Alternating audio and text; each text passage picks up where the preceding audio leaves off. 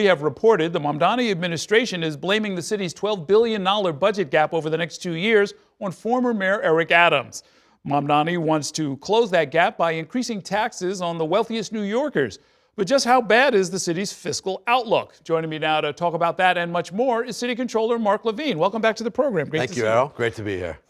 Is this budget gap really as big of a deal as the mayor is making out to? I look at, $12 billion over 2 years of a $120 billion budget. It's about 5%. It's not great. It's not expected. It's not anybody's preference, but it's not catastrophic, is it? No, this is a big challenge, though. I think we have time to act smart and decisive and solve this. That's why I sounded the alarm a couple of weeks ago, because I don't want us to kick this can down the road yet again. And there's some good news. Wall Street is doing very well, and that's important for our tax receipts, which are up this year and will probably be revised up yet again. It's really going to help for the gap this year. But we're still looking at over $10 billion for the fiscal year that starts in July, and there's no way to tackle that without finding some savings in city government. We've got to reverse this pattern of just hiding expenses and then kicking the can down to future years. Well, yeah. I mean, explain what that means. Why were the previous mayor's budget estimates so far off from the previous controller's budget? We have some budget lines that are growing really fast. We have a housing voucher system, which is great. I'm very glad we have this to help people who need housing. It's called City FEPS. Errol, it's growing by 4% a month. A month? Yes, a month. And that means it's doubling every year and a half. Sure. And so it was in the budget for the fiscal year we're currently in for about $600 million. It's going to come in at over $2 billion. And the gap is even bigger for the next fiscal year. When you under budget a program that we can all see is growing, you're going to be in for hitting a gap. That's exactly what happened. But it's unprecedented to scale. It's not just City FEPS. It's overtime. It is the special ed cases known, Carter and Connor cases, which we project could hit $1.5 billion next year. There's a series of big expenses that are growing fast that we're not budgeted for, that we're now reckoning with. If we're honest, I think we can bend this curve, make some smart decisions about cost savings, and avoid a more serious problem down the road. I mean, if we're being honest, you're not talking about budgeting. You're talking about limiting, right? I mean, what you're saying is you cannot have a program grow at 4% a month indefinitely. I mean, sooner it will consume the entire budget, right? Look, step one is to be honest about the scale of the program, which we have not been until now. I do want to commend the mayor for embracing our estimates on the scale of the gap.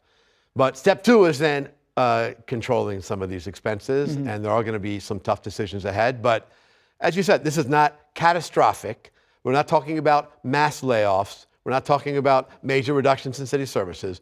We're really just talking about smart savings across city government, especially with these programs that are growing so fast. You made mention of known expenses that have been understated year after year. I was wondering what in particular you were talking about. Well, I've mentioned a couple already. City FEPS. Also, shelter cost is another, cash assistance, where you can see the curve, it's going up. Somehow it makes in the budget much lower, and oops, surprise, we need an alteration mid-year.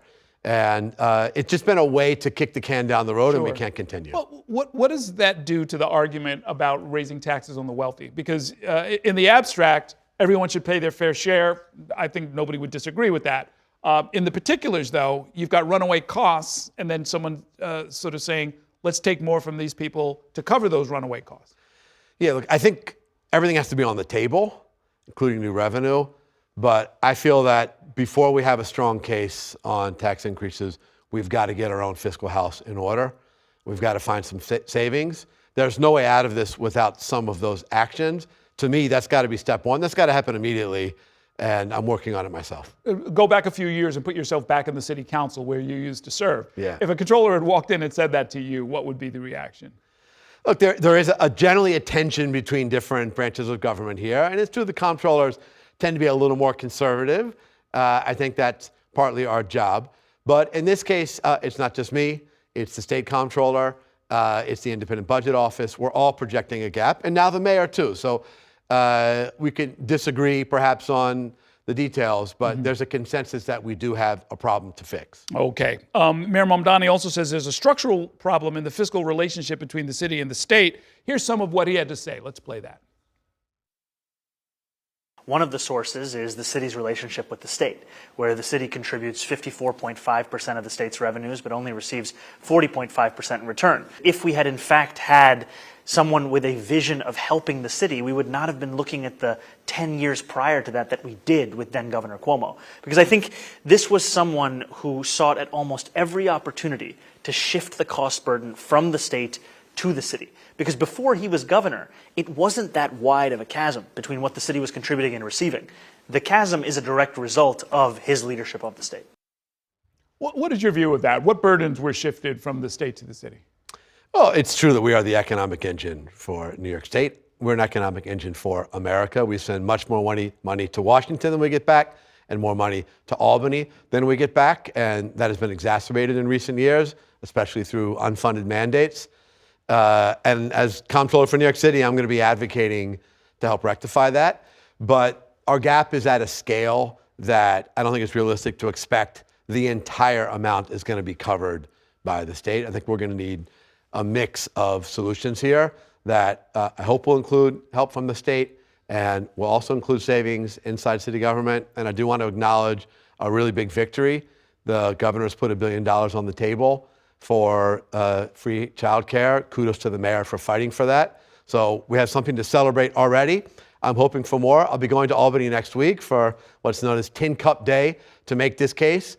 But I'm also going to be honest that the city has some work to do itself, and I'm going to be fighting to make sure that happens. Is Celebration premature? Is this another program that, like City FEPS, is going to explode? If you create a permanent entitlement for everyone who has a kid, that we're going to take care of your kids starting at age 2, I could see that going up in a geometrical growth rate that we can't sustain, right?